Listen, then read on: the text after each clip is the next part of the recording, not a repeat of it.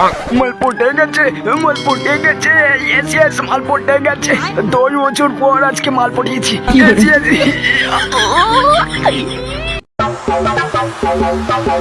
আমারে দেখা ভদ্র মনে কইরো না, উপরে নীরবতা হলেও ভিতরে ভয়ঙ্কর পরিকল্পনা।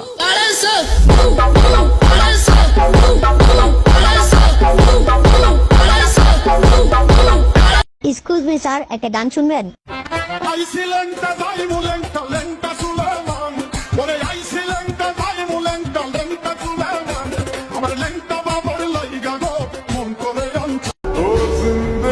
খারাপ সময় বলতে কিছু নাই, সত্য এটাই, আসলে পকেটে টাকা নাই।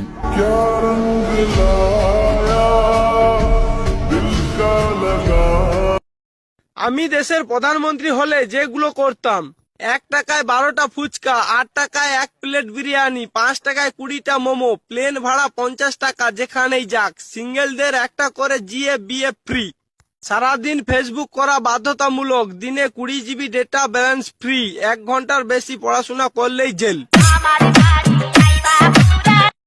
খানকি চালা তখন থেকে শুধু কেজেই যাচ্ছে।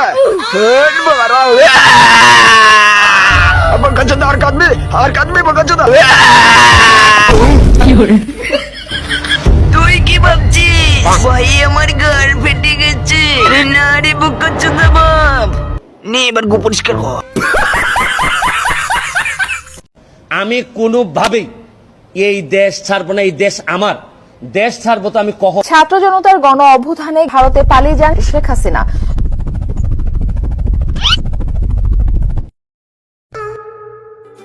কয়টা পর্যন্ত পড়ালেখা করেছিলি? বাবা, আমি কালকে রাত 12টা পর্যন্ত পড়ালেখা করেছিলাম। কালকে তো রাত 10টা বাজেই কারেন্ট চলে গেছিল, এরপরে তো আর আসে নাই। দেখছো বাবা, আমি এতই মনোযোগ দিয়ে পড়ছিলাম যে কারেন্ট কখন চলে গেছে টেরই পাই নাই।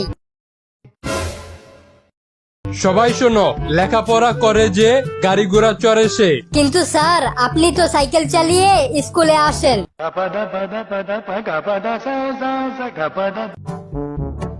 এই ছেলে, ধূমপান করা ভালো না, ধূমপান করলে মানুষ তাড়াতাড়ি মরে যায়। আমার দাদা 100 বছর বেঁচে ছিলেন। তিনি কি ধূমপান করতেন? তিনি নিজের চরকায় তেল দিতেন।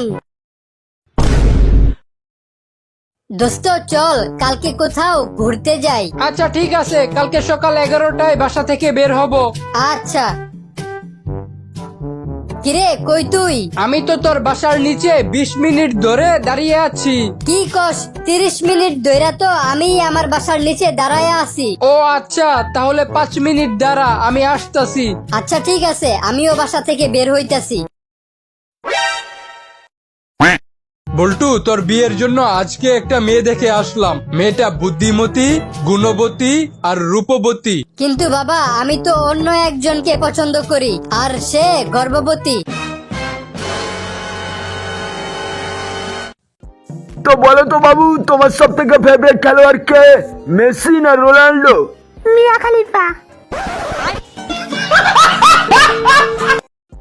তো বলো তো বাবু, তোমার সব থেকে ফেভারিট খেলোয়াড় কে, মেসি না রোনাল্ডো? মিয়া খলিফা।